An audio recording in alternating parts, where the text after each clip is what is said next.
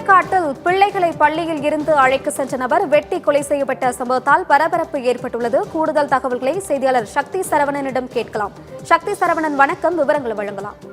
ஜெயச்சந்திரனின் அடடா audio offer 5 முதல் 70% வரை டிஸ்கவுண்ட். வணக்கம் நிகிதா. சென்னையை அடுத்த திருவேற்காடு பகுதியில் ரியல் எஸ்டேட் தொழில் செய்து வரும் நபர் ஒருவர் பட்டப்பகலில் வெட்டி கொலை செய்யப்பட்ட சம்பவம் பரபரப்பை ஏற்படுத்தியுள்ளது.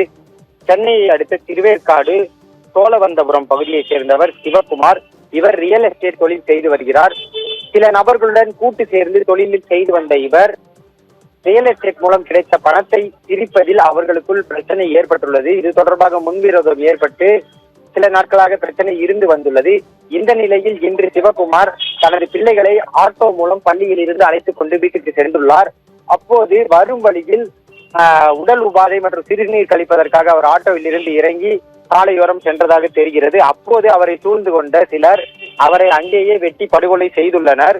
இந்த சம்பவம் தொடர்பாக சாலையில் இருந்த மக்கள் அதிர்ச்சி அடைந்து கூச்சலிடவே கொலை செய்த நபர்கள் அங்கிருந்து தப்பி ஓடியுள்ளனர். பின்னர் காவல்துறையினருக்கு தகவல் தெரிவிக்கப்பட்டு சம்பவ இடத்திற்கு விரைந்த காவல்துறையினர் உயிரிழந்த சிவகுமாரின் உடலை மீட்டு பிரேத பரிசோதனைக்காக அரசு மருத்துவமனைக்கு அனுப்பி வைத்தனர்.